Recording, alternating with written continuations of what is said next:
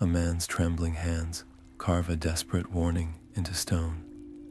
This is the moment Isildur sealed his fate and recorded the Prophecies of Isildur, a collection of visions that would shape the entire Third Age.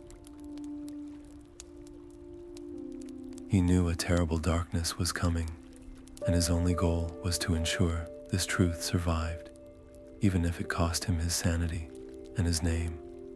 By the end of this story, you will understand how one man's foresight guided the destiny of Middle-earth for thousands of years, leading to its ultimate salvation. What terrible future did he see that was worth such a sacrifice? And how could a message carved in desperation save a world? I am always curious to know, where are you listening from right now, and what is the local time for you there? When you carry a secret that could save or doom everyone you love, where do you find the strength to choose wisely? The high winds of the Númenorian peak tore at Isildur's cloak as he stood alone, seeking clarity, but finding only terror. Without warning, the solid rock beneath his feet seemed to vanish, replaced by a vision of impossible scale. A mountain of water, a wave darker than any storm, rose from the sea to swallow the entire island. He saw the proud cities of his people crushed into foam, the forests and fields he loved vanishing beneath a churning, deafening roar. His mind screamed, but his body remained frozen, a witness to the absolute end of his world. When the vision finally released him, he stumbled back to his chambers, hands shaking so violently he could barely hold a quill. He covered scrolls with frantic sketches, maps of a drowning coastline, and the desperate, fleeing ships he had seen like scattered seeds upon the torrent. His son Elendil found him in this state, surrounded by the chaotic evidence of the coming cataclysm. "Father, what is this madness?" Elendil pleaded, his voice a mix of fear and confusion, seeing not a prophet, but a man coming undone. Isildur could only look at his son with haunted eyes, bearing a truth so horrific that speaking it aloud felt like a betrayal. He saw the doubt forming a wall between them, the first painful crack in their bond. This was the burden of foresight, a crushing isolation that forced him to lie to those he loved most. Whispers began to circulate among his courtiers. "The Lord is unwell," they said, his mind broken by strain. Isildur knew he could not share the full horror. To speak of the wave would be to unleash a panic that would doom them faster. So he made a fateful decision. He would encode the most dire parts of the prophecy, locking its terrible specifics away in symbols and ciphers that only his most trusted brother and his eldest son might one day understand. This was not merely secrecy. It was a shield, a desperate attempt to control a truth that could not be controlled. His credibility, his family's safety, his very legacy now rested on this fragile foundation of hidden knowledge.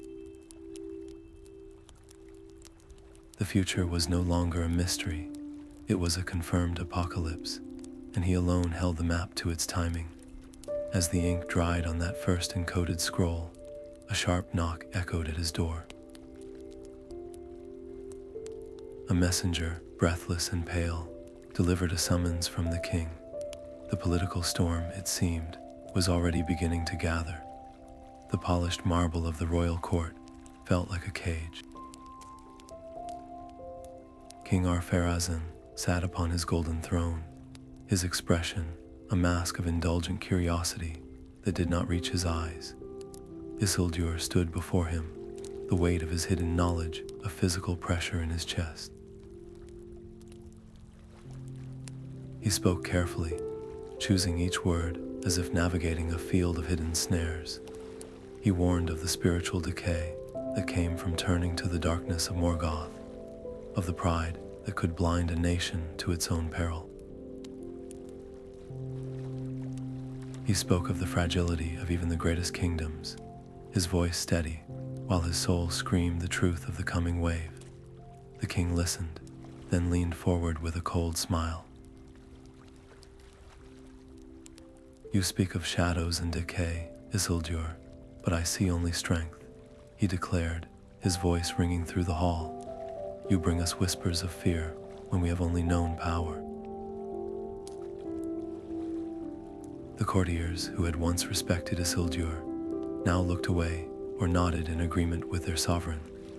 The label was firmly attached in that moment, fearmonger, and his influence shattered like glass on the stone floor.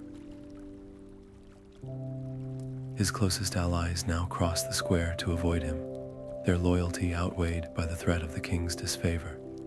The internal conflict was a storm worse than any he had foreseen.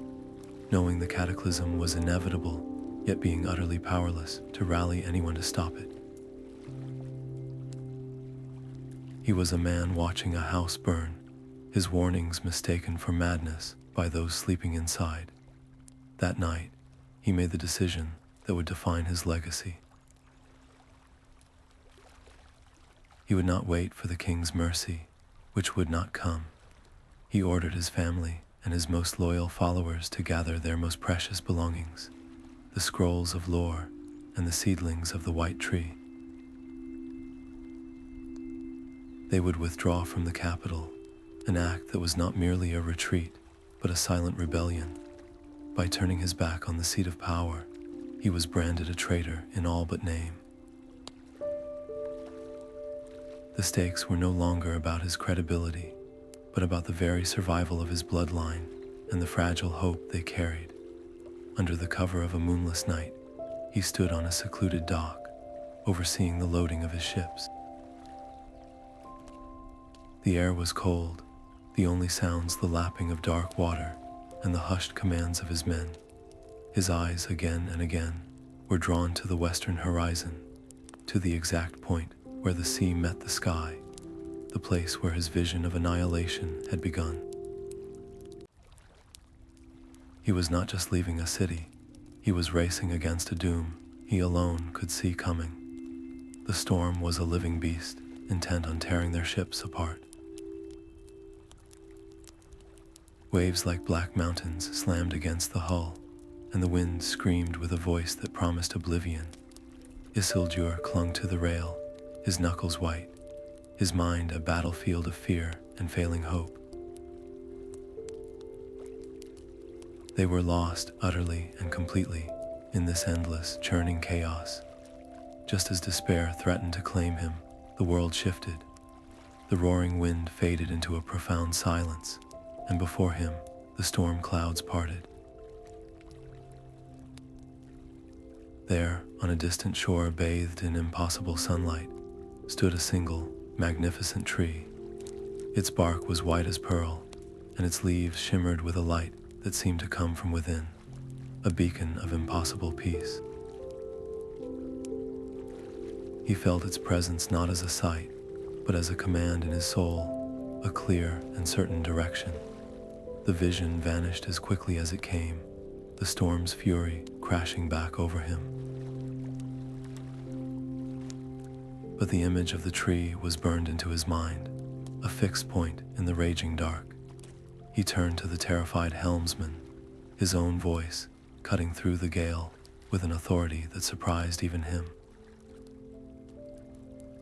"Change course," he commanded. "Steer for that light." It was an insane order, to sail toward a vision no one else could see. For a terrible moment, he wrestled with his own sanity. Was this a true path, a divine guide, or just the final desperate fantasy of a drowning man? The lives of every soul in his fleet, the entire future of the Númenorian exiles, hung on his next word. He had to choose between the logic of the storm and the certainty of the vision. He chose faith. He staked everything on the sign he had been given. The ships turned, fighting the waves and as they did, a strange calm seemed to guide them. The winds shifted, no longer pushing them toward destruction, but toward a path of relative safety. The fleet, which had been on the verge of being shattered across the ocean, held its formation. Hope, a feeling they had all but forgotten, began to flicker back to life in the hearts of his people. Their faith in Isildur, so recently broken by his apparent madness in the king's court, was now reforged in the crucible of the storm, solidified by this tangible proof of his connection to something greater. As the new land finally appeared on the horizon, a gentle slope of green under a clearing sky, a cry went up from one of the supply ships. Amidst the barrels of salted meat and bundles of tools, carefully wrapped and preserved, they found it. A single sapling, its bark pale and its leaves a vibrant green, a living echo of the tree from the vision. It was a silent promise, a physical manifestation of their new beginning.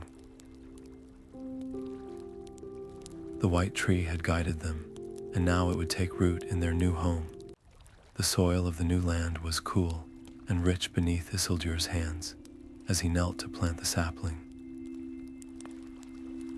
With great care, he placed its pale roots into the earth, a quiet ceremony witnessed only by his family and closest captains.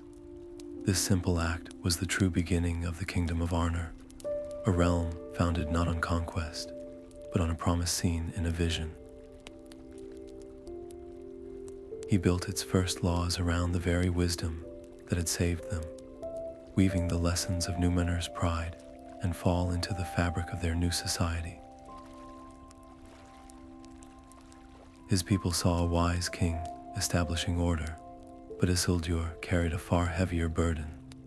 He was crafting a shield for the entire world, a civilization designed from its first breath to withstand a coming storm he could not name. This duality defined his rule. Publicly, he was a just and accessible king, settling disputes and planning the growth of their first city. In private, he was a solitary guardian of a terrible secret. How could he ask his people to build for a future 1,000 years hence, when their immediate struggle was for food and shelter? The apocalyptic knowledge festered inside him, a silent weight that separated him from everyone he led. His solution was one of profound secrecy and long-term planning. He ordered the construction of deep chambers beneath the rising citadel, a hidden archive carved into the bedrock. There, in the silent dark, he began to transcribe his full prophecies. These were not the hopeful edicts of a new king, but the desperate warnings of a seer, sealed away for a future generation that might understand their meaning. The success of this fledgling civilization was the first and most crucial bulwark against the darkness he knew was coming.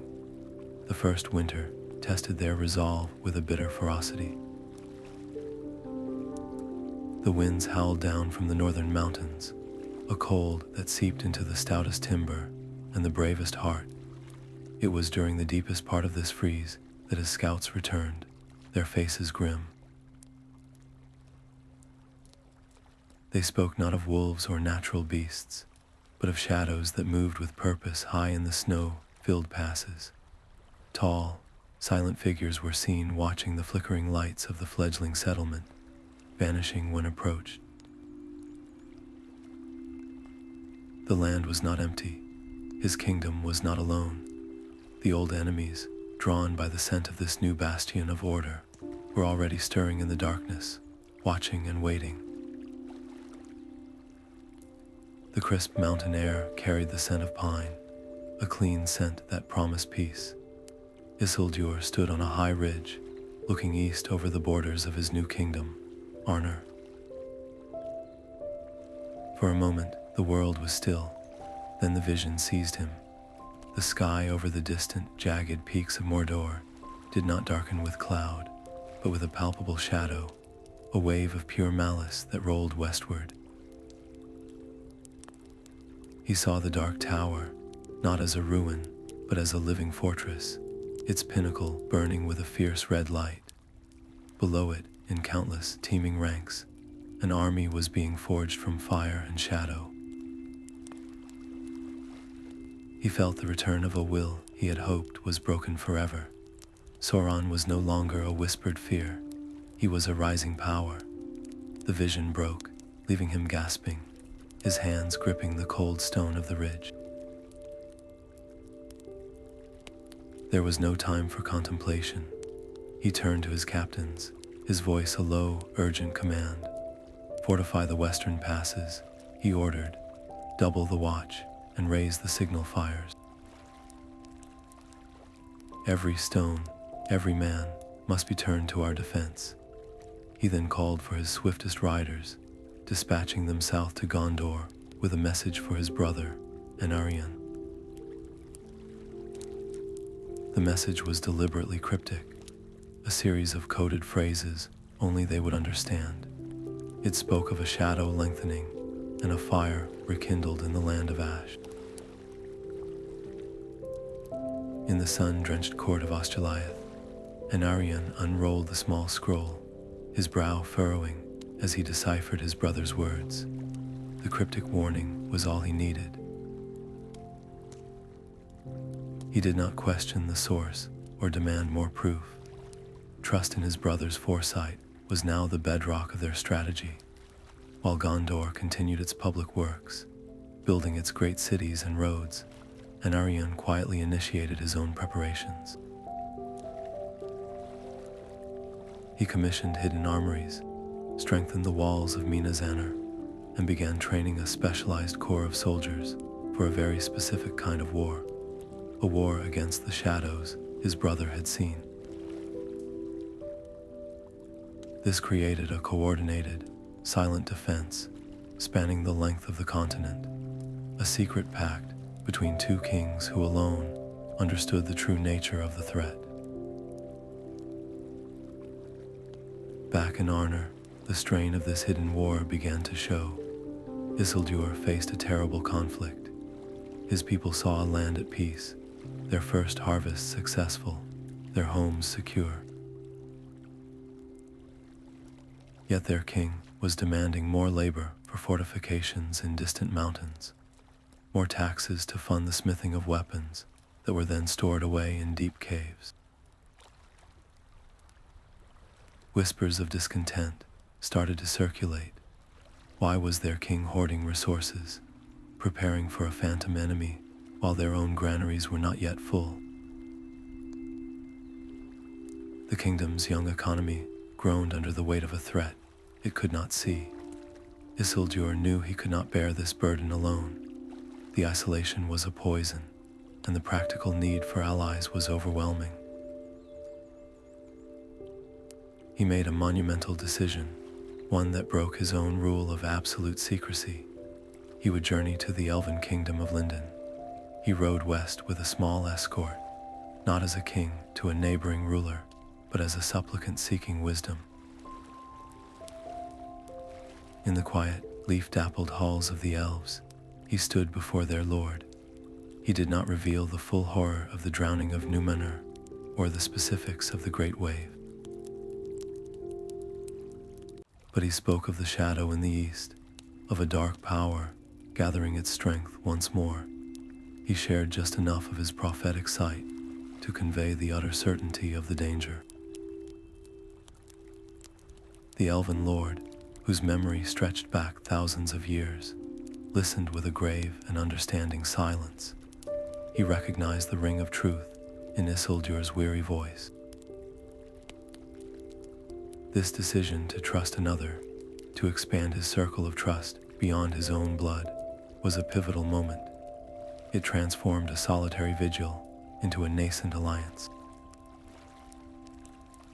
The stakes were no longer just the survival of Arnor or Gondor, but of all free peoples.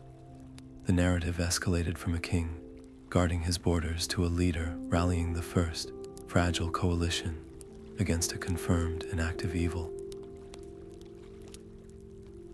Sauron was not a ghost from a dead age.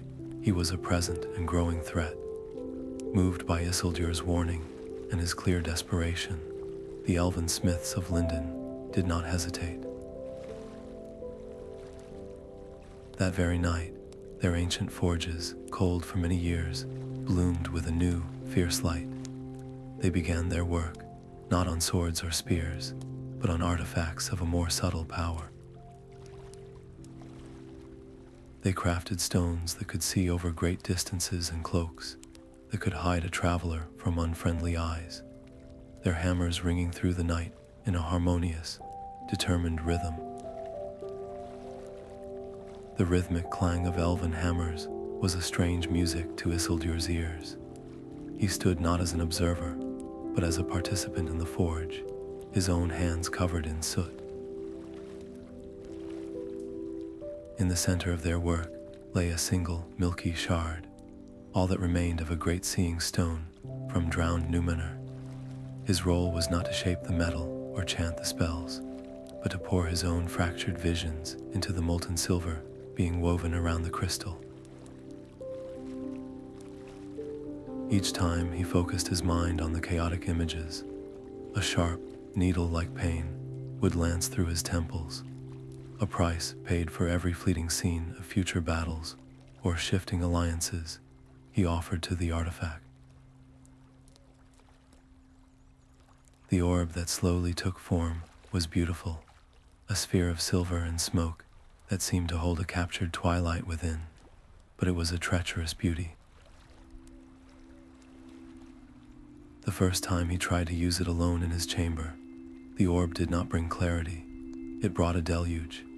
Visions, sharp and overwhelming, slammed into his consciousness, not as a stream, but as a crashing wave. He saw cities burning, faces of kings not yet born, and shadows with grasping hands, all tangled together in a screaming chorus of possible futures. He wrenched his mind away, stumbling back from the table, his breath coming in ragged gasps. He had sought a lens, but he had forged a storm. The conflict was immediate and brutal. His duty demanded he use this tool to better understand the threats to his people, but his every instinct screamed against subjecting his mind to that torrent again.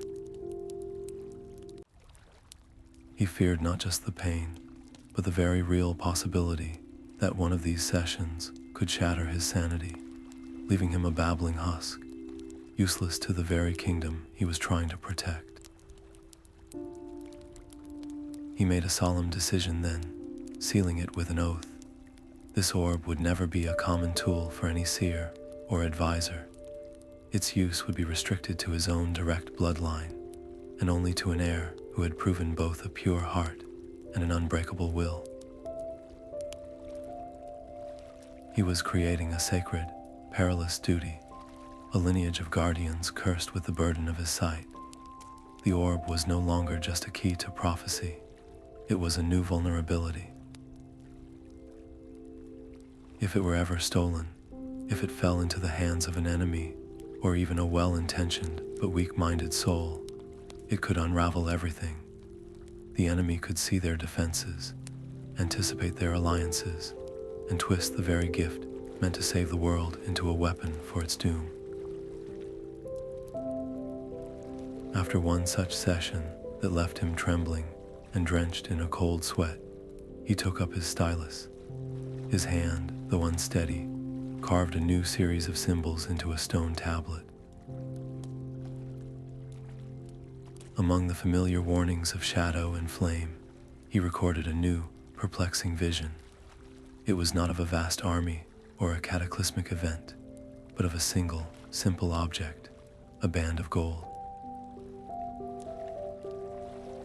It seemed insignificant, almost mundane, yet it pulsed with a power so immense and so deeply malevolent that the memory of it made his blood run cold. The golden band haunted him. In the depths of the Seeing Stone, it appeared not as a weapon of fire and shadow, but with a deceptively simple beauty, a circle of pure, unadorned gold. Yet the vision carried a weight of pure malice that felt like a physical blow. Isildur would spend the next several months in a frantic, secretive study, poring over the few surviving elven scrolls he had carried from the ruin of Númenor. He pieced together fragmented tales of Celebrimbor and the forges of a region, of rings of power given to the leaders of men and elves, and of one master ring, the one forged in secret by the Dark Lord to dominate all others. The horrifying truth settled upon him like a shroud. This was Sauron's ultimate weapon, not a sword to break armies, but a device to enslave the very will of his enemies. Its power was not merely destructive, it was corruptive, promising dominion while devouring the soul of its bearer. This knowledge reshaped his entire understanding of the coming war. A direct military confrontation was now the most dangerous path of all. How could you fight an enemy when the greatest prize of victory could itself become a new, more terrible master? His dread was no longer a general fear of darkness, but a specific, chilling terror of this one object. He began to subtly alter all his strategic plans. He disbanded several large, traditional regiments, scattering their seasoned soldiers into smaller, highly mobile ranger companies. He commissioned the digging of hidden ways through the mountains and the establishment of secret caches of supplies far from any known road. His strategy shifted entirely from meeting force with force to one of evasion, intelligence, and secrecy. A war fought from the shadows against an enemy whose true strength was spiritual subversion. The most painful conflict, however, raged within his own heart. As a king and a warrior of his line, his instinct screamed that if he ever faced Sauron and had the chance, he must strike him down and destroy this ring of power. Yet his prophetic sight offered him a devastating certainty. In fleeting, painful glimpses, he saw his own hand, not destroying the ring, but taking it. He saw a glitter of gold near a riverbank, a moment of tragic choice. The prophecy showed him that he would not, perhaps could not, be the one to end this threat. This was a heartbreaking burden for a man of action, to know the ultimate solution to the great evil of his age, and to know with equal certainty that he was fated to fail in achieving it. He could not trust himself with the very object he feared most. This grim acceptance forced his hand.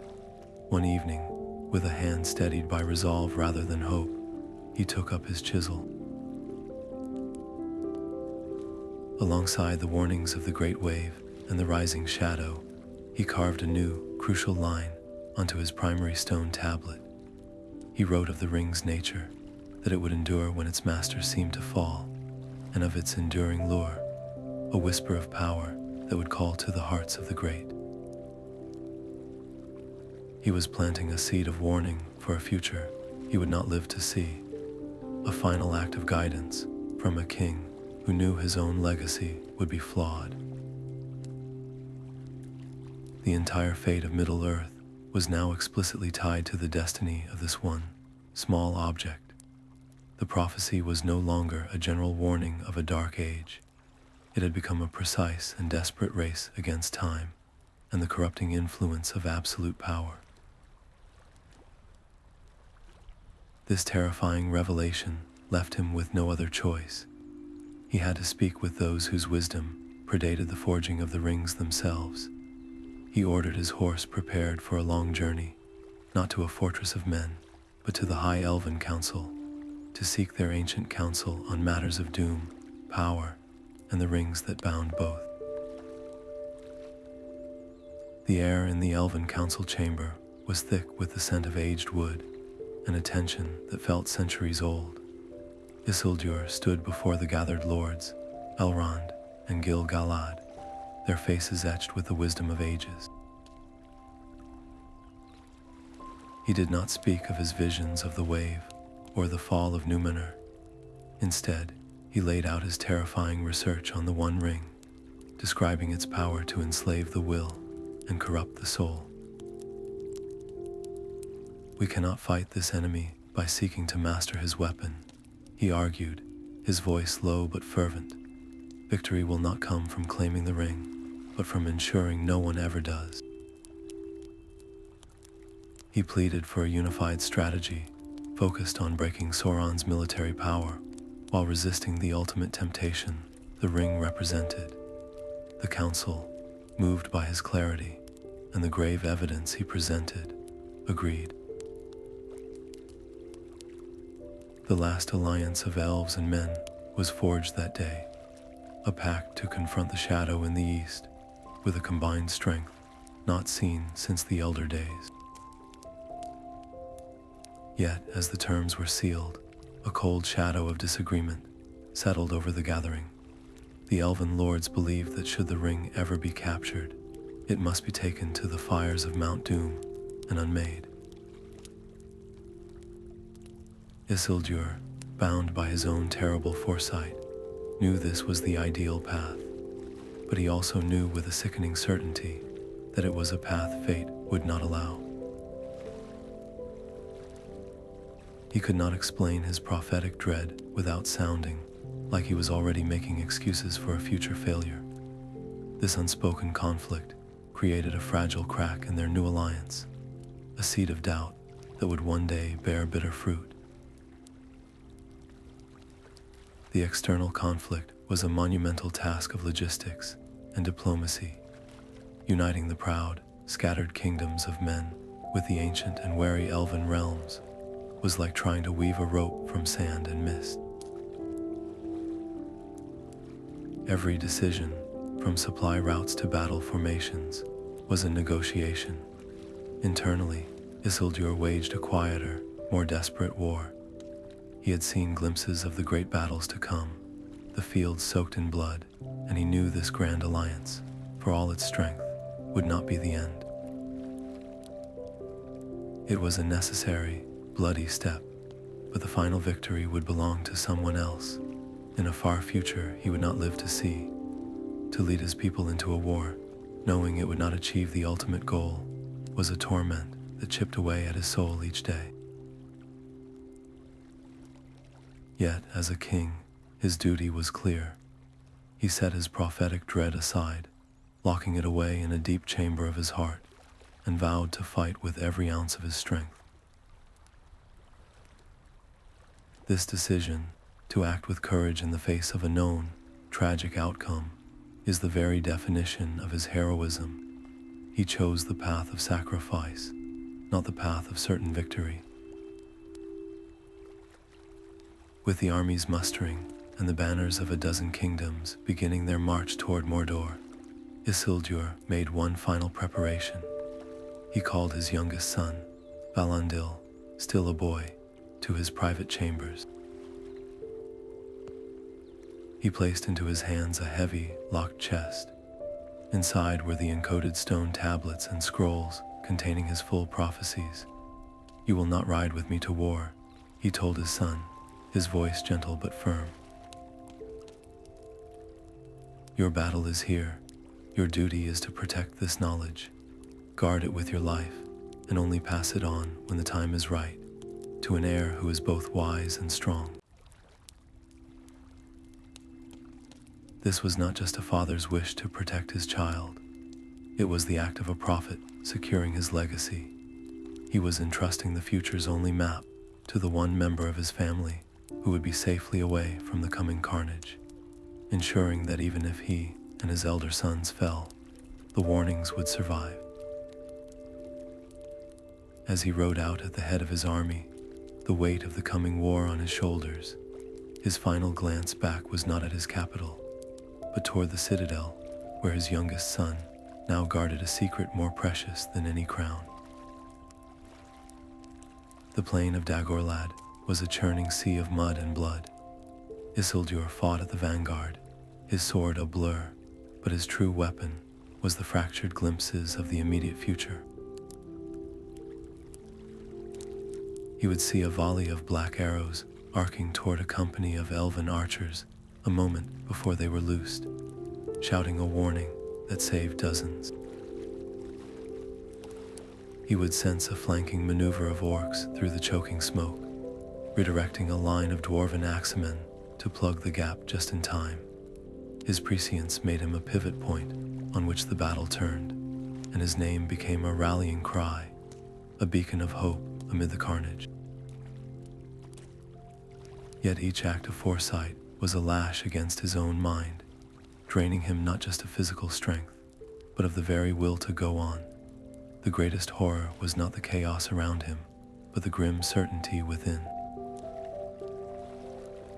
He had seen the deaths of his father, Elendil, and his brother, Anarion, in his visions, and now he watched them unfold in terrible, real-time detail. He saw the troll's hammer fall, saw the fiery blast from the walls of Barad-dûr, and was powerless to stop them, a prisoner of a script he had already read. How do you find the courage to keep fighting when you know the exact moment your heart will break? This was the core of his agony, an internal war waged alongside the physical one. Amid the clash of steel, a specific vision flashed behind his eyes, more urgent than all the others. It was not of a person, but of a path, a narrow, ashen corridor leading toward the Black Gate. He understood this was not the path to personal glory, but the route to Sauron's temporary defeat. Against the council of his captains, who saw only a suicide mission, he rallied his most loyal knights. "We press for the gate," he commanded, his voice hoarse but unshakable. The decision felt less like a choice and more like a fulfillment, a step on a road from which there was no turning back. The survival of his lineage, the very future of his youngest son, Elendil, waiting back in Arnor, and the purity of his own soul in the face of the coming temptation, all hinged on this desperate push. With a final, concerted surge, the forces of the last alliance shattered the enemy lines before the gate. As the massive, iron-banded doors splintered and gave way, Isildur's gaze lifted, fixing on the piercing red eye atop the dark tower. The battle was won, but the war for the fate of Middle-earth was now a personal journey into the very heart of darkness. The siege of Barad-dûr became a war of attrition fought under a sky of perpetual twilight. For 7 long years, the armies of the Alliance encircled the Dark Tower, their hope slowly eroding like the stone beneath the constant acidic rains that fell from Mordor. Isildur's role shifted from warrior to strategist against an enemy who fought with shadows and whispers. He would stand for hours at the edge of the encampment, his gaze fixed on the brooding fortress, parsing the subtle shifts in the malevolent energy that pulsed from its heart. He alone could sense the invisible tendrils of fear Sauron sent slithering through the camp at night, and he would dispatch priests and lore masters to specific locations to sing songs of old, their ancient words acting as a cleansing fire that burned away the despair before it could take root. He identified poisoned water sources days before the first soldier fell ill and pinpointed the exact sections of the wall where sappers would be most vulnerable to a counterattack from below. His foresight was their greatest shield, but it was a shield that grew heavier with each passing season. Living in such close proximity to the heart of Sauron's power was a constant assault on his mind. The clear, if painful, visions he had known were now twisted and distorted, magnified into waking nightmares. He no longer saw possible futures, but a cacophony of the worst outcomes all screaming for his attention. He would wake from a brief, exhausted sleep gasping, having witnessed the entire Alliance host turn on itself in a frenzy of madness, or seen his own son, Elendil's face, contorted by the shadow. The line between prophecy and paranoid hallucination began to blur, and he had to clamp down with immense mental effort to discern which warnings were real and which were Sauron's psychic weapons aimed directly at him. This internal corrosion gave rise to a terrible temptation. Some of his captains, weary of the endless stalemate, brought him artifacts looted from fallen enemy lieutenants. They were black blades that never dulled, amulets that could summon brief but potent illusions. We could use their own weapons against them, they argued. A single, decisive strike, using the enemy's own sorcery, could end this and save thousands of lives. Isildur would hold one of these cold, whispering objects, feeling a dark allure pulsate against his palm. It would be so easy.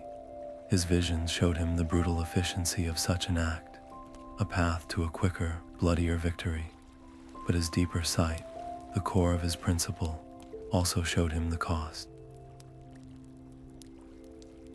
He saw the user of the black blade slowly becoming a tyrant, the wielder of the amulet losing the ability to distinguish friend from foe.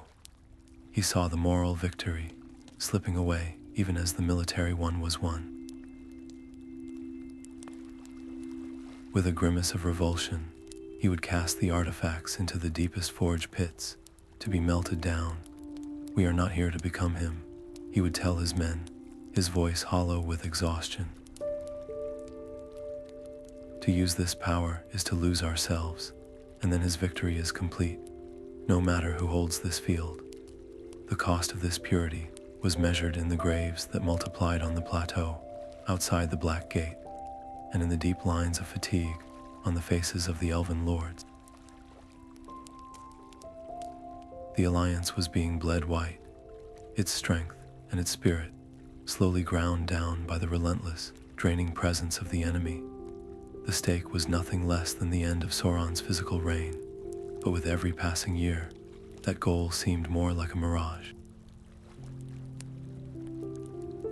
Then, on a day that began like any other, a deafening roar erupted from the base of Barad-dûr. The great gates, sealed for 7 years, burst open. A massive, desperate sortie of Sauron's most terrible forces poured out, a final, chaotic gamble to break the siege.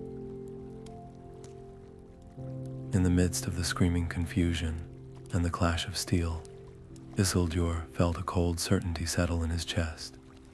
This was the chaos he had foreseen. The moment foretold for the Dark Lord's fall was now at hand. The chaotic roar of the final assault faded into a sudden, chilling silence at the foot of the Dark Tower. Isildur's breath caught in his throat. There, locked in a terrible struggle with the very embodiment of shadow, were the High King Gil-galad and his own father, Elendil. He saw it not as a surprise, but as a dreadful memory from his own mind replaying before his eyes. A wave of searing heat, a cry of agony, and both kings fell, their lives extinguished by the Dark Lord's overwhelming power.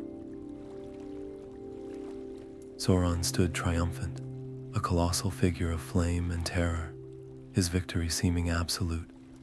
In that shattering moment, a shard of Isildur's own prophetic sight, a single, clear image he had carried for years, flashed with urgent clarity.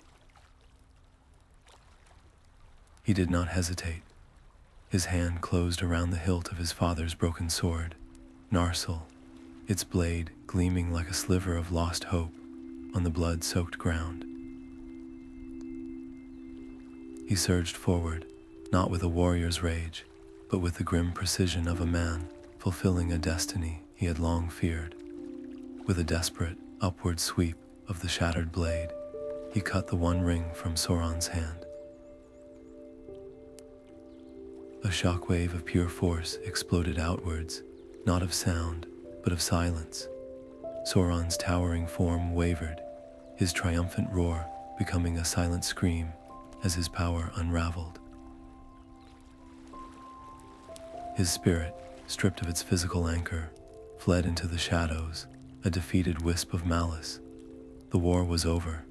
The great enemy was vanquished. Yet as the golden band clinked softly against the scorched rock, the true conflict began. Isildur stared at the ring, a simple circle of gold that had caused so much ruin. He had done it. He had broken the siege and avenged his father, but his victory felt hollow, for the ring was not destroyed. It lay there, whole and perfect, and he knew with a sinking certainty that this was the moment his visions had warned him about. The ring's whisper touched his mind not as a voice, but as a feeling, a seductive promise that with this power, no such loss would ever happen again. He could ensure peace, he could rebuild, he could make his kingdom eternal.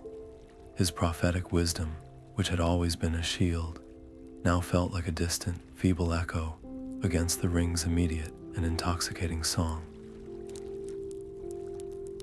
It was on the slopes of Mount Doom that Elrond stood beside him, his elven eyes filled with a profound and sorrowful understanding.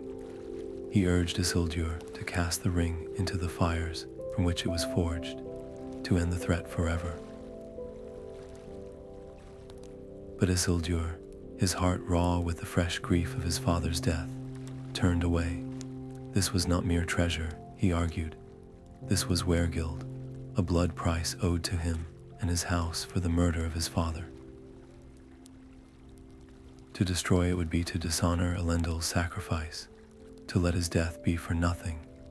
It was the claim of a king and a son, a decision forged in the furnace of personal loss, and it overrode the counsel of the wise.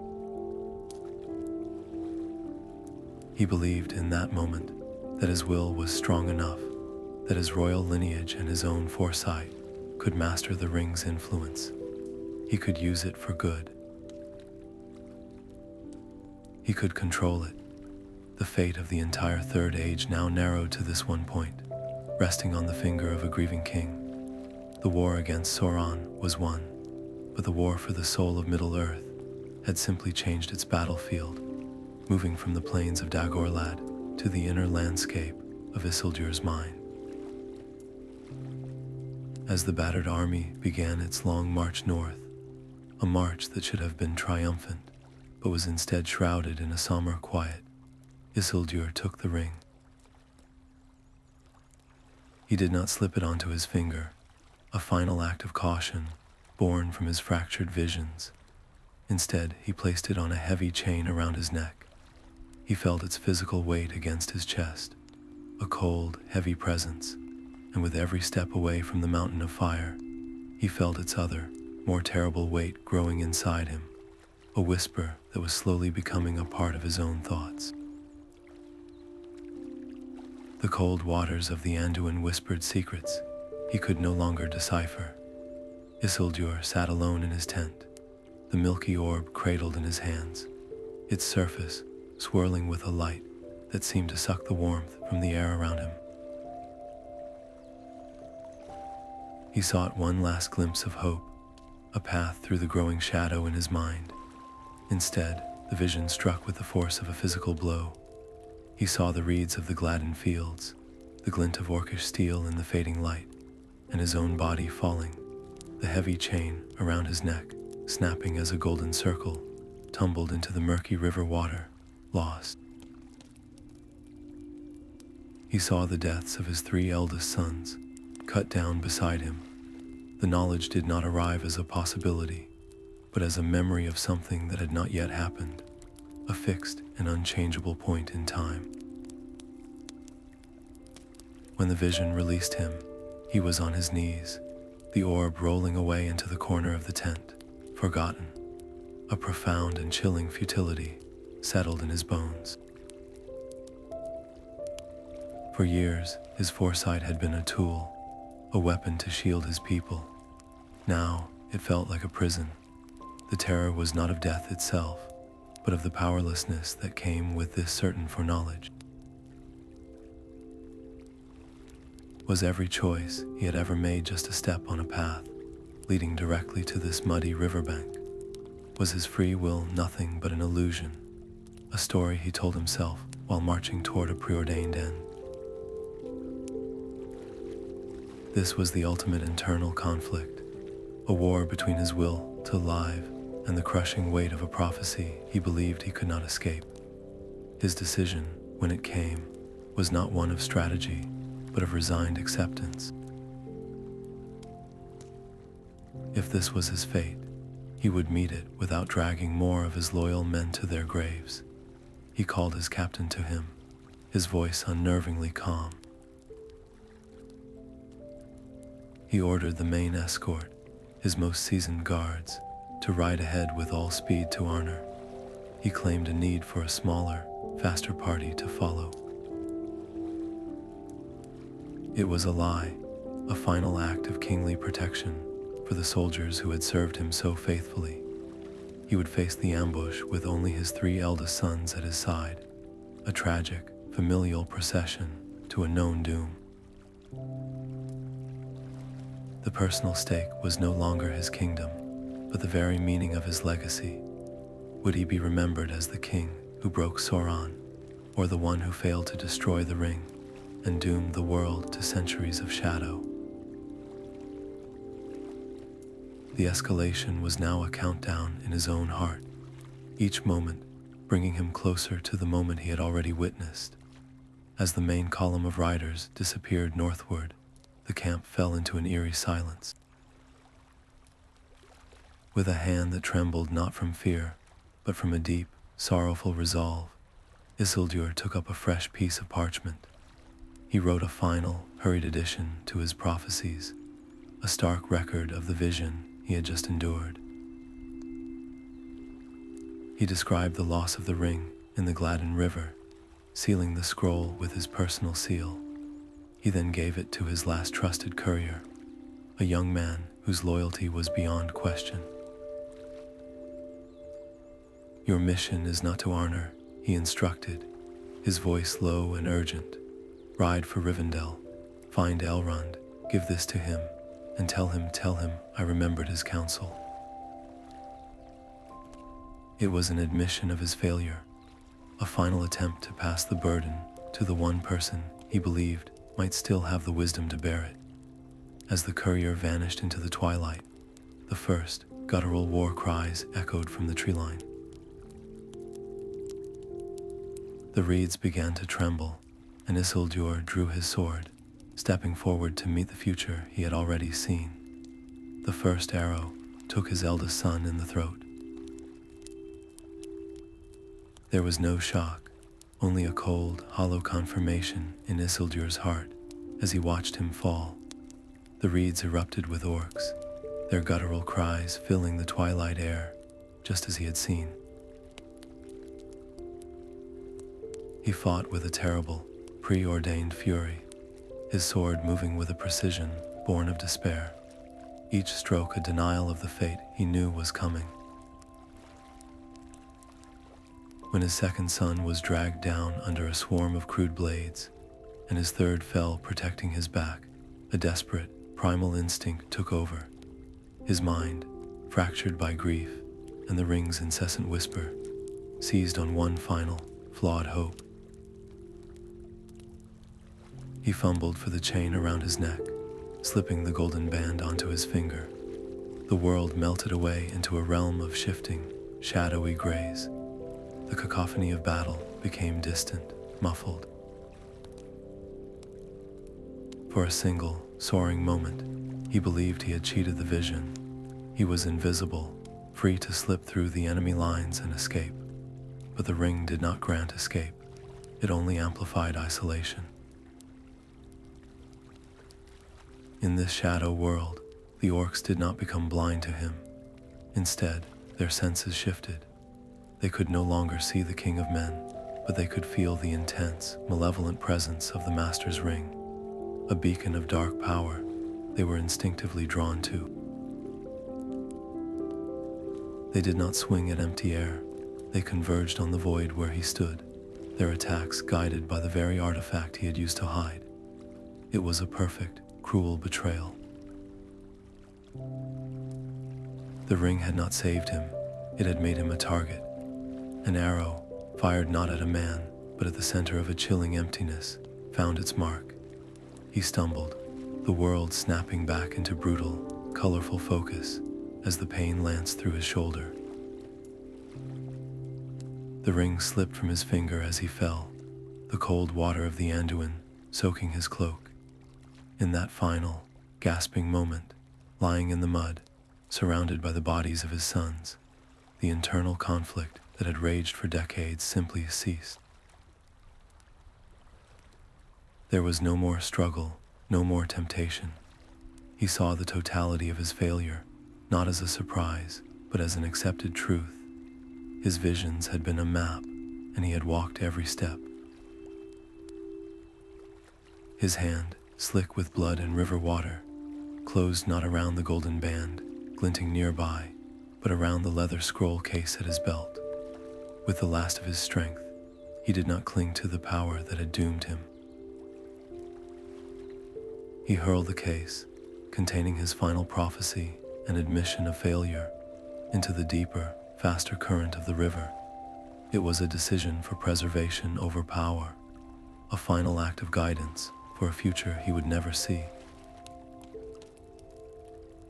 As the waters closed over him, the One Ring, the object of so much terror and hope, settled silently into the murky riverbed, lost to the world. Far to the north, the lone courier, feeling a sudden, inexplicable chill, dug his heels into his horse's flanks, driving the beast toward the hidden valley of Rivendell and the wisdom of Elrond.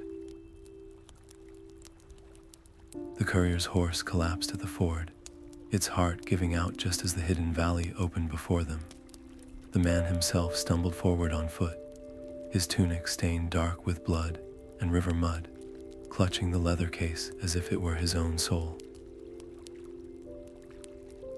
He found Elrond in a quiet garden, the elf lord's serene expression shifting to one of profound gravity as he took the scroll. The wax seal of Isildur, broken and smeared, told a story more terrible than any words. In that moment, a new and heavy duty was laid upon Elrond's shoulders.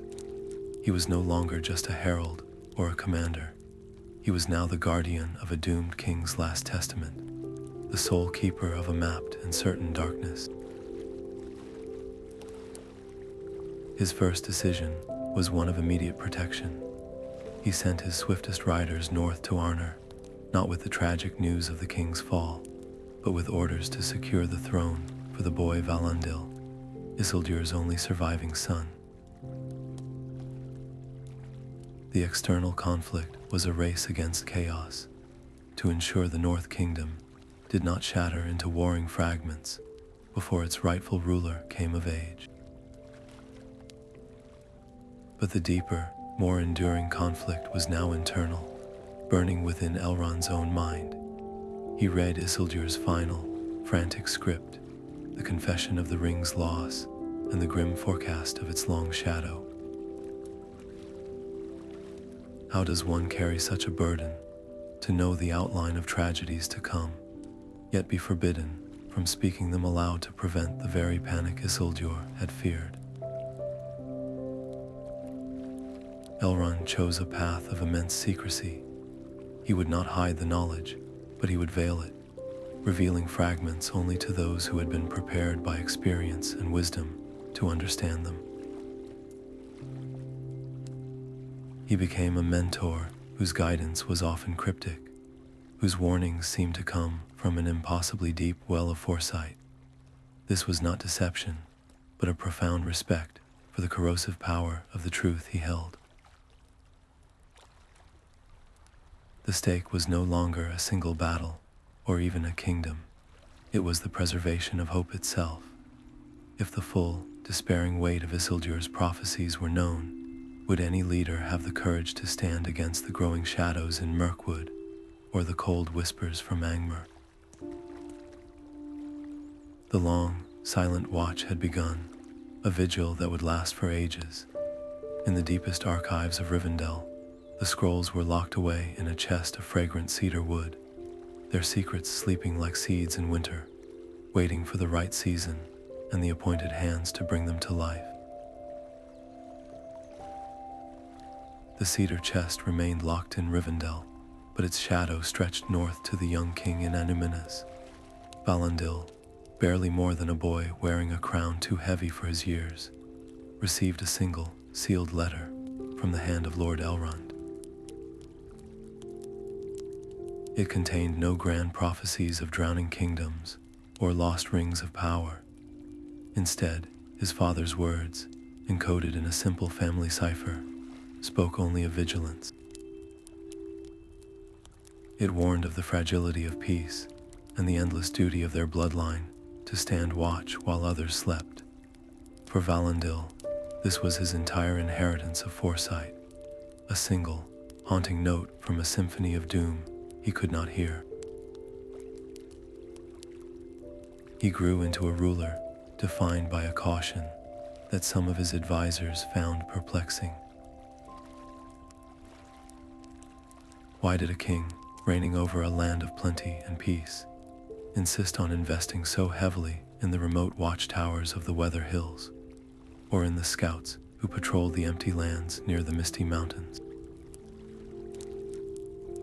He could not have explained the cold prickle at the back of his neck, the feeling that his father's ghost was pointing toward a horizon where nothing yet stirred. This was the conflict Elrond had engineered, guiding a king with a sliver of truth, while bearing the crushing weight of the whole. The elf lord offered counsel, but his eyes held a sorrow that Elendil could not fathom, a tension between the need to prepare a nation and the danger of revealing a truth that could paralyze it with fear. The young king's most fateful decision, one that would echo for 1,000 years, was to formally establish and strengthen the Ranger Corps of the North. He drew the best hunters and trackers from every village, men who knew the silent language of the wild, and gave them a royal mandate not to conquer, but to observe. They were the kingdom's silent senses, its eyes on the borders where shadows might one day gather. This was not a move born of immediate threat, but of a whispered lesson from a lost father. The stake was the long-term stability of Arnor itself, a quiet investment in a defense against enemies that did not yet exist. It was a slow, patient escalation, a preparation for wars that were still centuries over the horizon. As Elendil's wise and watchful reign secured a golden age for the North, a single, trusted copy of the full prophecies, written in Elrond's own hand, began a quiet journey south. It was carried by a lone rider into the thriving, sun-drenched city of Osgiliath, to be placed within the great archives of Gondor, where the most learned minds of the South would begin their own long, patient, and often frustrating work of decipherment. Generations later, the unified kingdom of Arnor was a memory crumbling like old parchment. In the high hall of Fornost, a descendant of Isildur, a prince named Aranarth, stood before the bickering lords of the three rival successor states, Arthedain, Cardolan, and Rudor. He held a partially decoded scroll, its ancient symbols now whispering a clear and present danger. He did not speak of distant waves or lost rings, but of a more intimate doom. He read his ancestors' stark warnings about the poison of internal strife, how a house divided would be consumed by the shadows gathering in the northern mountains. His voice was a plea for unity, a final attempt to use foresight as a shield against a fate already written. But the lords of Cardolan and Rudor dismissed him as a fear-monger, clinging to the myths of a dead king. They saw his words not as prophecy, but as a political ploy by Arthedain to dominate them. The pleas for unity were drowned out by the clamor of ambition, and the three kingdoms formally split, their strength fragmented by suspicion. For Aranarth and the few other keepers of the secret knowledge, this was not a political defeat, but a profound spiritual failure. The internal conflict was a quiet, chilling despair. They watched the map of the North tear itself apart, along the exact lines Isildur's visions had described, and they were powerless to stop it. They were living in a tragedy whose script had been composed centuries before they were born. The external conflict soon erupted into open civil war among the Dunedain themselves, a bitter struggle that drained their treasuries and spilled their best blood onto fields that should have been defended against a common foe. And from the frozen citadel of Angmar, a new power watched, its growth fueled by this self-inflicted weakness. The Witch King, a sorcerer lord of terrible might, began his slow, inexorable campaign, an enemy whose very existence had been prophesied by Isildur as the specific doom of a divided Arnor. Faced with the collapse of their world, Aranarth and his council made a monumental decision. If they could not rule a kingdom, they would preserve its heart. They chose to vanish. They laid aside their royal banners and the trappings of court, taking up the worn leather and practical greens and browns of wanderers. They became the Rangers of the North, a scattered people dedicated to a single, secret purpose. This was not a surrender, but a strategic retreat into obscurity. Their new duty was to protect the remnants of their people, to guard the hidden heirlooms of their line, and to ensure that the blood of Isildur and the wisdom he had left behind survived, even if the kingdom that bore his name did not. The stake was no longer the throne, but the very survival of the Dunedain as a people and the preservation of a hope that one day a king might return. The escalation was swift and brutal. The Witch King's army swept south, picking off the weakened kingdoms one by one. Cardolan fell silent, its barrows filling with the dead. Rudor was corrupted from within, its lords bending the knee to the shadow. Finally, the last stand came at the gates of Fornost, the capital of Arthedain. The last king, Arvedui, fought valiantly, but the prophecy was relentless. The city was overrun, its white towers blackened with smoke and its streets running with blood. As the kingdom fell into ruin, the rangers who survived melted into the wilderness, their purpose shifting from open defense to a long, silent watch. They became ghosts in their own land, protecting the innocent from afar and waiting for a sign that the long winter of their people might someday end. The rangers moved like shadows along the borders of the Shire, their gray cloaks making them one with the mist and the twilight. Their chieftain, Arathorn II, directed these patrols with an instinct honed by more than just woodcraft. He carried the legacy of Isildur in his blood and in his tactics, applying ancient warnings of creeping shadows to the present dangers of prowling wolves and sly goblin bands slipping down from the mountains. His was a constant, low-level war, fought not on grand battlefields, but in the quiet woods and lonely hills, a thankless vigil that kept the little communities of Eriador safe and blissfully unaware. The hobbits of the Shire, tending their gardens and smoking their pipes, flourished in a peace bought with the ranger's relentless poverty and obscurity. How does a man bear the weight of a crown he cannot wear, knowing his great heritage while his family lives in hardship, their only palace the wild, and their only throne a worn saddle? This was the internal tension that defined the Dunedain, a proud people brought low for the sake of a higher duty. Arathorn carried this burden, but he also made a decision that would shape the future of all Middle-earth. He looked past their present struggle and chose to marry Gilreen, a woman of their own people, ensuring the direct line of Isildur would continue. This was not merely a romance, it was a strategic act made with the full, crushing weight of prophetic destiny in mind, a personal commitment to a future he knew he might not live to see. The stake was nothing less than the preservation of the line of kings, the living vessel for a hope that one day a king would return. And as Sauron's power slowly regrew in the distant south, the shadows in the north grew bolder, the threats more frequent, testing the ranger's weary resolve with every passing season. From the union of Arathorn and Gilreen, a son was born.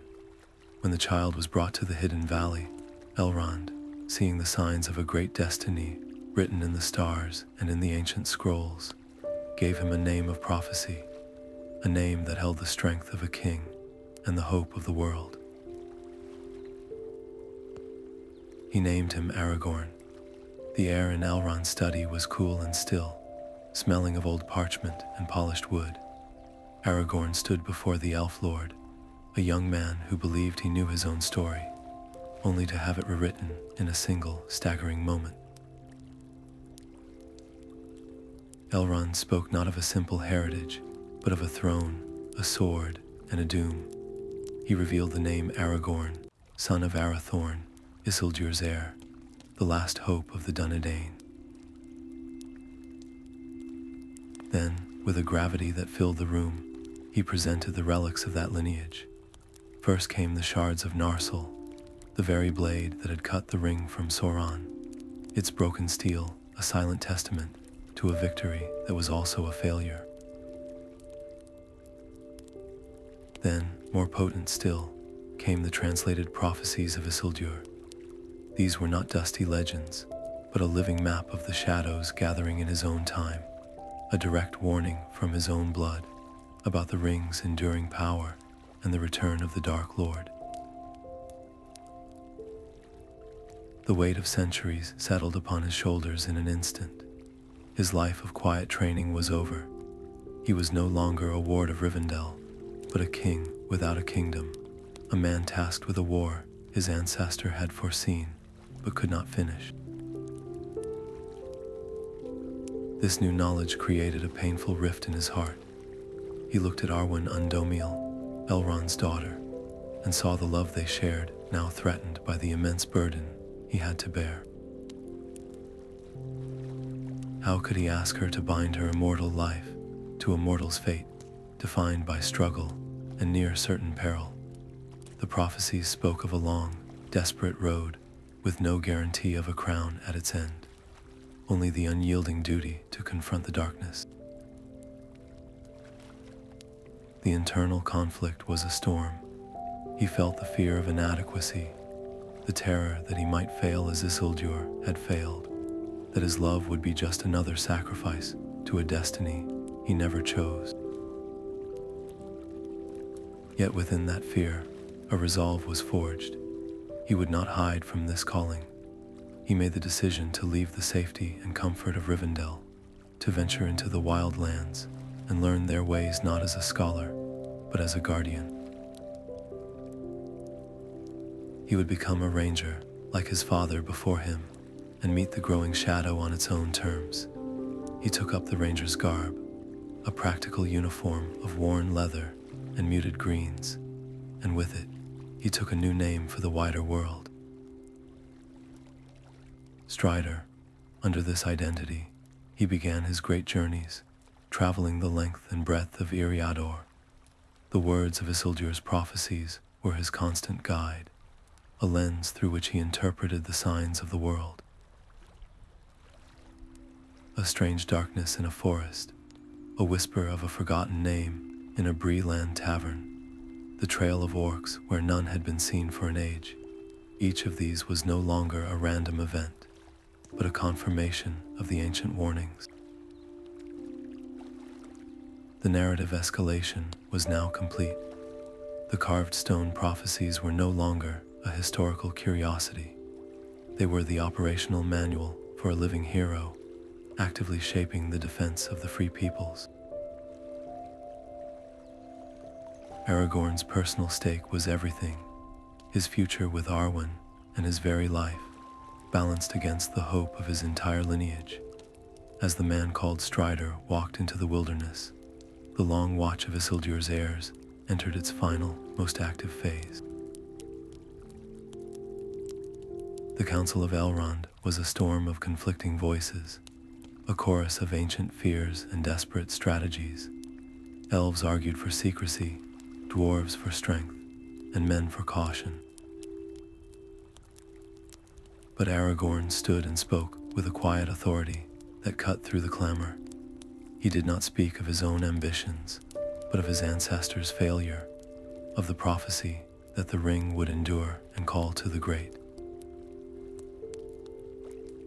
He understood, as no one else in that circle could, that this was not a war to be won with armies, but a quest that must be undertaken by the smallest and most resilient of hearts. His support for Frodo's mission was absolute, a pledge forged in the fire of his family's deepest regret.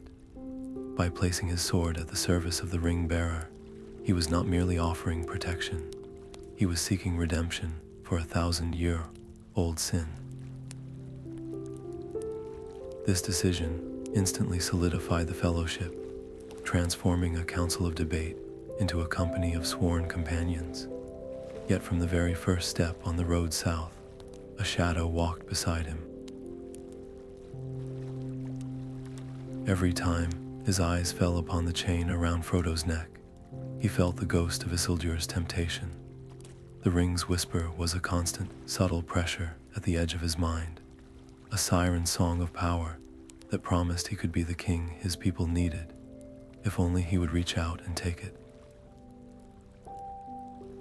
The external conflict was the biting wind on the pass of Caradhras and the howls of wolves in the night. The internal war was a silent, grinding terror that his bloodline carried a flaw, a susceptibility to the very power he was sworn to destroy. This fear shaped his most critical choice, when the mountains themselves seemed to reject them, and the alternative path through the Gap of Rohan felt like a trap laid in plain sight. He made the call to enter the mines of Moria. It was a grim calculation, a choice between a known danger in the dark and an uncertain ambush in the open. He trusted the ancient, stone-shrouded path precisely because it was dreaded, believing the enemy would least expect them to dare its depths. The stakes of their quest were no longer abstract. The 9 riders were hunting them, their very presence a poison in the air, and older, fouler things were stirring in the deep places of the world. The fellowship was a small light in a vast and gathering darkness. Then, in the deepest chasm of Moria, that light was nearly extinguished. Gandalf fell, consumed by shadow and flame. In the stunned, grieving silence that followed, leadership fell upon Aragorn's shoulders by default and by destiny. He did not hesitate.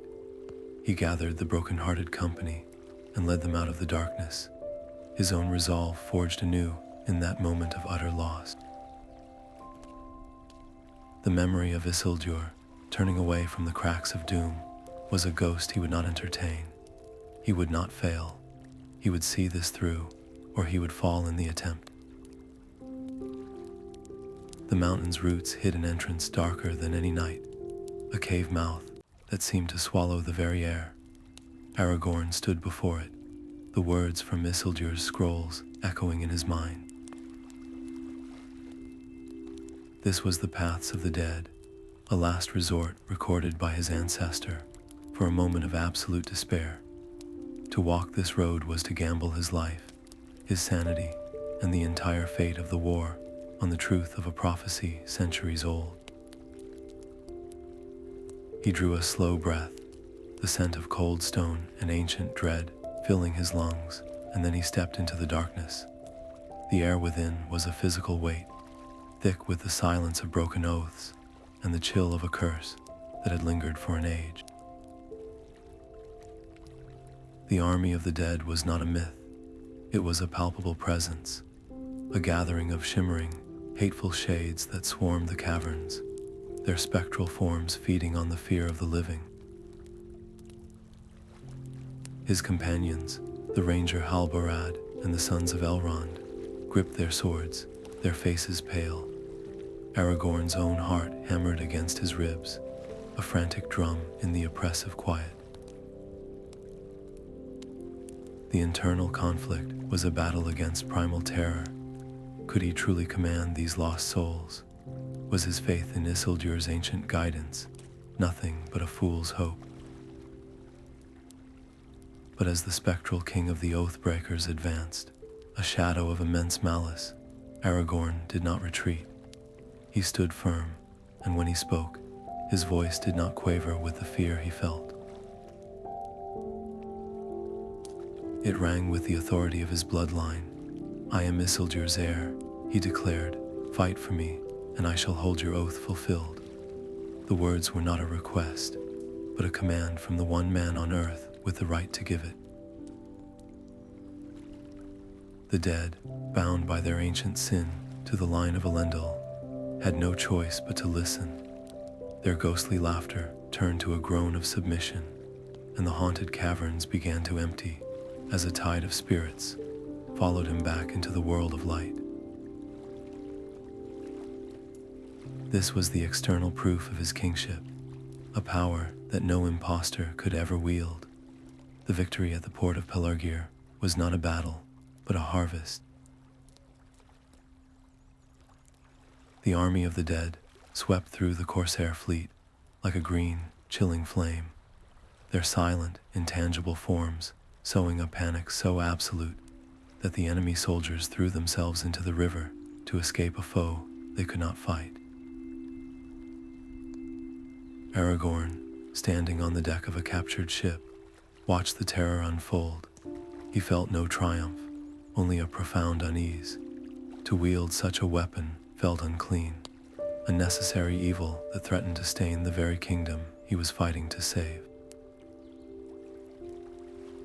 The internal conflict now shifted from faith to morality. How could he be a righteous king if his first great victory was built upon a foundation of fear and ancient damnation?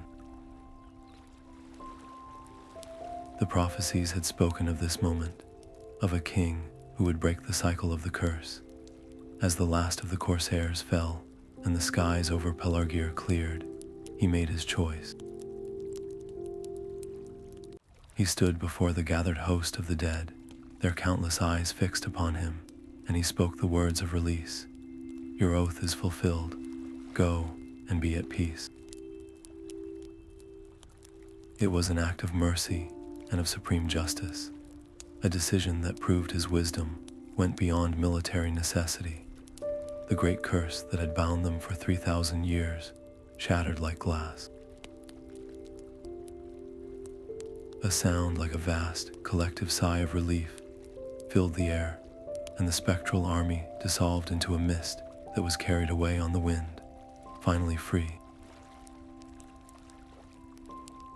In that moment, Aragorn was no longer just a ranger leading a desperate quest. He had become a true king, a commander of both the living and the dead, and a healer of ancient wounds. With the coastal threat utterly crushed, he did not pause to celebrate. He turned his gaze east, toward the oppressive darkness hanging over the Juath. He ordered the captured fleet to make all speed for the Anduin. His new mission was a feint, a desperate gamble to draw the full, terrible gaze of the Dark Lord away from the true danger, away from two small hobbits and their impossible burden, struggling toward the fires of Mount Doom. The ground before the Black Gate of Mordor was a desolate plain of ash and despair. Aragorn stood facing the impossible, a small host of weary men at his back, their banners a defiant splash of color against the oppressive gloom. He was not here to win a battle. He was here to lose one, gloriously and completely. His charge was the ultimate feint, a piece of strategic genius born from a desperate understanding of Isildur's ancient warnings. He knew that only a threat to Sauron's very gate, a challenge so audacious it could not be ignored, would draw the Dark Lord's terrible gaze away from the two small figures he knew were struggling somewhere in the volcanic wastes behind those mountains. This was the sacrifice foretold, the moment a king offers his own life and the lives of his followers not for victory, but for the slimmest chance of hope. The tension in the air was a physical force, thick with the stink of sulfur and the palpable malice of thousands of enemy eyes watching from the walls. Every instinct as a warrior, every fiber of his being that was heir of Elendil, screamed to fight for a real victory, to find a path to triumph. But the wisdom of the prophecies and his trust in Frodo's quest held him firm. He had to play the part of the proud, reckless challenger, to make Sauron believe the ring was here with him, ripe for the taking. The internal conflict reached its peak, not with a sword, but with a stone. He held the Palantir, the Seeing Stone, feeling its cold, smooth surface. Here was a tool of immense power. He could have used it to probe Sauron's defenses, to seek a tactical advantage in the coming fight. The temptation to challenge the Dark Lord directly, mind to mind, was a fierce pull, but he remembered Isildur's failure, the fatal flaw of seeking to master a power that could not be mastered. Instead of a challenge of strength, he made a declaration of identity. He mastered the stone, and through it, he openly revealed himself. He showed Sauron the face of Isildur's heir, the one person in all of Middle-earth whose very existence was a threat to his dominion. It was an act of stunning bravery, a calculated move that confirmed his identity and forced the Dark Lord's full, undivided attention onto the army at the gate. The massive iron-banded gates began to grind open, and the earth trembled under the tread of trolls and the tramp of 10,000 orc feet. The host of the West was surrounded, a tiny island in a sea of hatred. Aragorn drew his sword, the reforged blade of Elendil, and his voice cut through the rising clamor, a clear call to a heroic death. For the free peoples, this was the final military stake, the last desperate gamble where every life was a coin thrown onto the table. For Aragorn, it was the climax of his journey. He was no longer a ranger in the wild or a hidden heir in a quiet valley. He was a king, leading his people in a sacrifice that would be remembered forever, whether they lived or died. As the lines of battle crashed together in a roar of steel and fury, a tremor, different and deeper than the tread of armies, shook the very foundations of the land. The ground heaved, and a great, groaning roar echoed from the heart of Mordor. The Dark Tower, which had stood for an age as a monument to tyranny, wavered, its fiery pinnacle flickering and dying.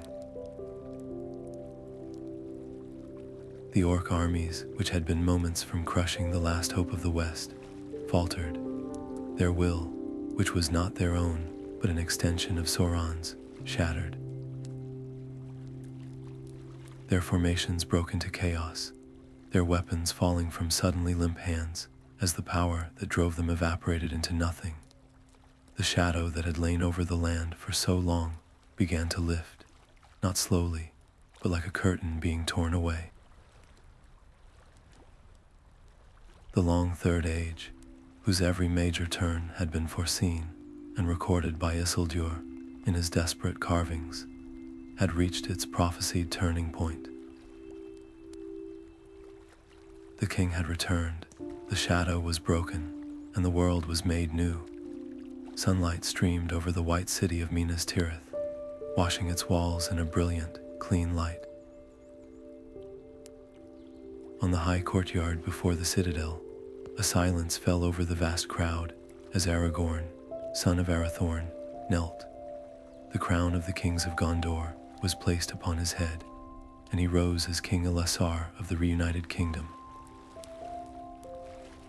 His first act as sovereign was not to claim tribute or to decree new laws, but to walk to a patch of prepared earth. There, with his own hands, he planted a sapling, its bark pale and its leaves a vibrant green. It was a new white tree, found by Gandalf on the mountain slopes, a living echo of the vision that had guided Isildur from the ruins of Númenor to this very moment. The circle was closed. The prophecy of renewal, a fragile hope carved in stone amid warnings of doom, had blossomed into reality. With this single, symbolic act, the ancient kingdoms of Arnor and Gondor were formally reunited, the line of Isildur restored to its rightful throne, healing a fracture that had plagued the world for millennia. The great wars were over, but a new kind of challenge began. How does a king rule in an age of peace after a lifetime of war? The external enemy was gone, replaced by the internal tension of building a civilization worthy of the sacrifices that made it possible.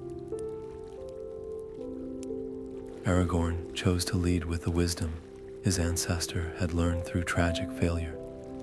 He issued royal pardons to the Easterlings and Southrons who had served Sauron, understanding that they too were victims of a terrible power.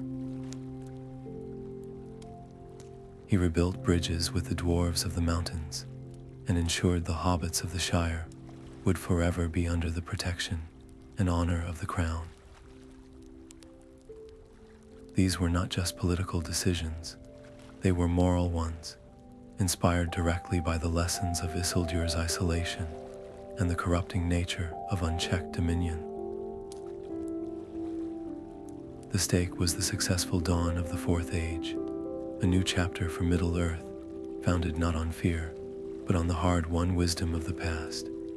In the restored and quiet halls of the royal archives, a final, solemn ceremony took place. The translated and complete prophecies of Isildur were laid to rest, not as a secret to be hidden, but as an open book of history. The desperate warnings carved by a trembling hand were now a record of triumph, a testament that foresight, even when it foretold darkness, could ultimately guide the world into light. The scent of aged parchment and cedar filled the quiet room where King Elessar kept his most personal treasures. In his hands, he held the last scroll of Isildur, its wax seal still unbroken after 3,000 years. With a careful touch, the old king broke the seal and unrolled the brittle vellum. The script was familiar, the same hand that had written of drowning waves and a golden ring of doom, but these words were different. They did not speak of fear. They described a vision of a king, wise and at peace, ruling from a white city under the boughs of a living tree, his reign a long summer of justice and healing. Aragorn read the words again, his breath catching in his throat. He was not just reading a prophecy, he was reading the story of his own life, seen through the eyes of his desperate ancestor. The weight he had carried for so long, the burden of being the heir who must fix an ancient failure, simply melted away. Isildur had not only foreseen his own tragic flaw, he had also clung to a vision of its ultimate redemption. This final scroll was not a warning, it was a gift of hope passed down the generations, a promise that the long darkness would indeed end. He had spent his life believing he was repaying a debt, but now he understood he was fulfilling a hope. The internal conflict that had shadowed him since Rivendell was finally, completely resolved. He was not merely correcting a mistake, he was bringing to life a destiny his ancestor could only dream of. Later, he summoned his son, Eldarion, to the same quiet chamber. He did not hand him the scrolls with a solemn warning, but with a calm and steady heart. "These are not chains to bind you," he told his son. "They are a map, showing how even the most terrifying foresight cannot strip us of our choice to persevere. Our line is not cursed by prophecy, it is strengthened by it." The stakes of the entire saga found their peaceful resolution in that moment. The words that had once guided rangers in the wild and fortified kings against despair were now a testament to the triumph of free will over fate. As King Elessar's reign blossomed into a true golden age, the prophecies of Isildur were at last studied openly in the halls of learning. Scholars and stewards no longer pored over them for hidden clues about impending doom, but for timeless lessons on the wisdom of kings and the enduring strength of the human spirit. The scent of old ink and crumbling vellum was a constant companion in the high, sunlit library of Minas Tirith. A young scholar named Eleanor worked with a soft cloth and a careful hand, gently cleaning the edges of a stone tablet that had once been held by Isildur himself. With King Elessar's personal blessing, her task was monumental: to gather every surviving fragment, every coded scroll, and every royal transcript, piecing them together into the first complete and coherent narrative. Her days were a quiet puzzle, fitting the jagged edges of prophecy into a single, flowing story. The external challenge was the language itself, the archaic script of Númenor that sometimes shifted meaning with a single faded stroke. She would spend hours cross-referencing a single phrase with military dispatches from the Last Alliance or personal letters from the early chieftains of the Dunedain, seeking the precise word that carried the weight of 3,000 years. The internal challenge, however, was far greater. To hold these artifacts was to feel the ghost of Isildur's desperation, the chill of his foresight. How could she, living in an age of peace and light, truly comprehend the terror of a man who saw his entire world drown?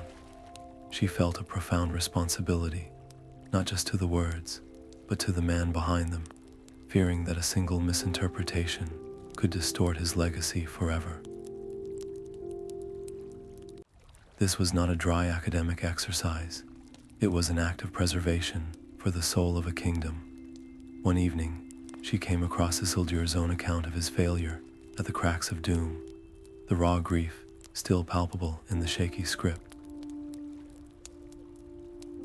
Many of her colleagues advised her to soften this part of the story, to focus on his victories and frame his choice as a king's righteous claim. But Eleanor made a decisive choice. She would include it all: the doubt, the fear, the tragic flaw. She understood that a perfect, legendary hero was distant and untouchable, but a man who struggled with impossible choices, who succumbed to temptation, and yet still fought to warn the future, that was a figure anyone could understand. His humanity was the very source of the prophecy's power. By showing his struggle, she made the ultimate triumph of his heir, Aragorn, not a foregone conclusion, but a hard-won redemption that resonated with every person who had ever faced their own moral failures. The stake of her work was the accurate preservation of this profound truth. If the lessons were sanitized, if the perils of pride and the slow corruption of power were glossed over, then future generations would be vulnerable to repeating the same mistakes. Her book, which she titled The Prophecies of Isildur, Visions that Foretold the Third Age, was meant to be a shield, its pages filled with the echoes of past anguish, so that they would never need to be lived again. When the final page was written and the last scroll copied, she presented the bound volume to King Elessar in the very courtyard where the white tree grew.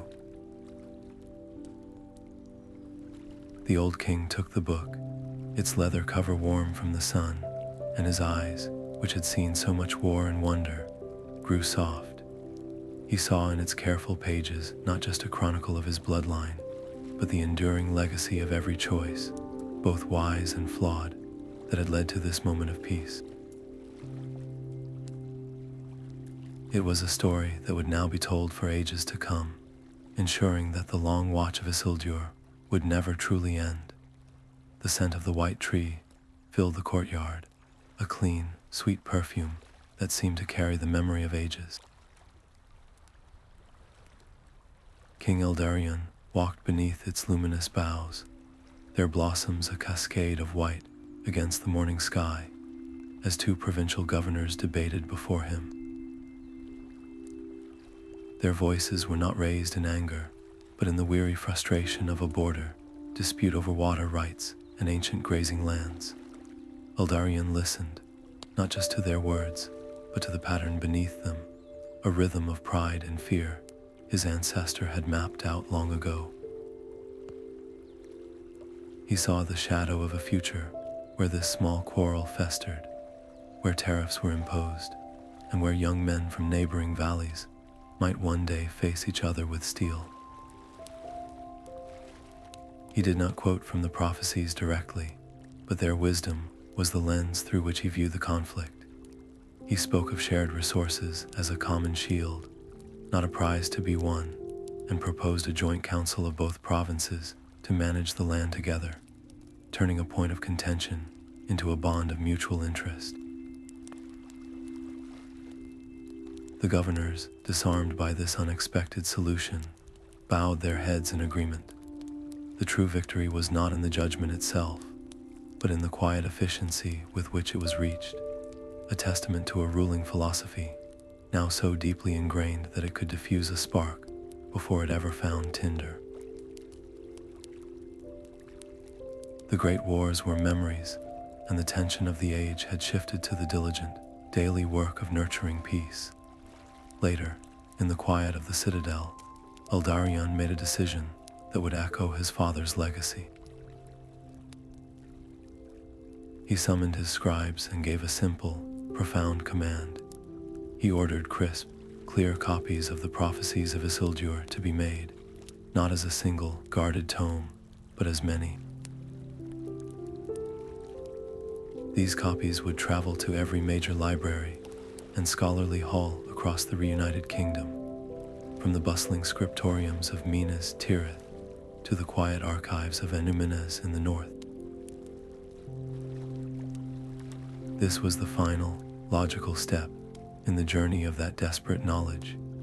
It was a decision to democratize wisdom, to trust the people with the unvarnished lessons of their own history. The stake was the soul of the Fourth Age itself, ensuring its enduring peace by arming every future generation with the map to navigate the temptations of power and the seeds of discord. As Eldarion looked out from the high parapet, his gaze sweeping over the green, tranquil lands of his kingdom, the long, grim shadow of the Third Age felt not just ended, but truly transformed. The future, bright and unwritten, stretched before them, its path illuminated by the light of a tree that had once guided a lost king from a drowning world. Heat and the reek of sulfur choked the air inside the mountain of fire. Aragorn stood at the precipice, the fiery chasm of the cracks of doom roaring below, a maw of primal annihilation. This was not the battlefield he had envisioned, but it was the one his ancestor had failed to conquer. The ring, a mere few feet away, was a silent, screaming vortex of power. He felt its call not as a shout, but as a deep, resonant hum in his very blood, a legacy of failure passed down from Isildur. It promised him everything: the strength to heal his kingdom, the power to ensure no child would ever fear the shadows again, the means to build a peace that would last 10,000 years. For a single, suffocating moment, the weight of that temptation was a physical force, bending his will. But then he saw the hobbits, Frodo broken by the burden, and Samwise trying to shield him with his own body. He saw them not as instruments of a prophecy, but as the small, brave hearts who carried the hope he was sworn to protect. His entire life, every lesson from the Rangers, every word of love from Arwen, every scrap of wisdom gleaned from Isildur's anguished scrolls, coalesced into one clear purpose. His kingship would not be defined by seizing power, but by creating the space for another to relinquish it. He turned his back on the ring. He did not look at it. Instead, he planted his feet firmly on the shuddering rock, drew his sword, and faced the tunnel from which the Dark Lord's gaze poured forth. He stood as a shield, a defiant beacon, pouring all of his identity, all of his royal lineage, into a single, silent challenge to the eye of Sauron. "Look at me," he willed across the leagues. "See the air of Elendil. See your ancient enemy. Forget the halflings." His was the ultimate act of selfless kingship, a sacrifice not of his life, but of the very power that could have made his reign absolute. In that choice, the cycle was broken. The ghost of Isildur's hand, reaching for the golden band as Wergild, was finally stilled by the hand of his heir, reaching only to protect.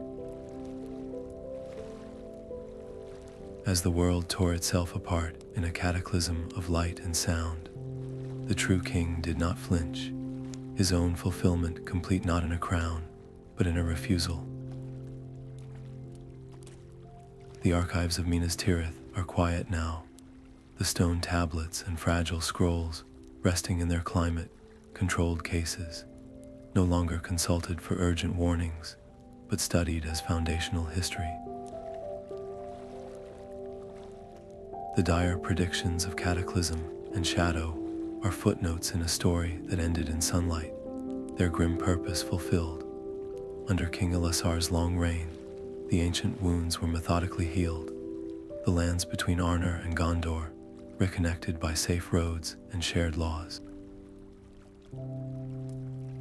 The line of Isildur, once a secret whispered by rangers in the wild, is now openly celebrated not for a single, flawed moment at Mount Doom, but for its 3,000-year endurance, a lineage that refused to let hope die, even when its bearers fell in obscurity. This is the ultimate redemption, a family legacy transformed from a burden of failure into a beacon of perseverance. Isildur, the man, is remembered in full, his complexity restored. He was both the king who broke and the seer who foresaw the mending. His tragic choice at the cracks of doom is no longer a solitary stain, but the crucial first link in a chain of events that demanded a wiser heir to complete the task. His true legacy was the map he left behind, a collection of visions so terrifying that they armed his descendants with the knowledge to avoid his mistakes. The emotional closure for his journey lies in this understanding. that his suffering was not in vain, but was the necessary soil from which the world's salvation grew.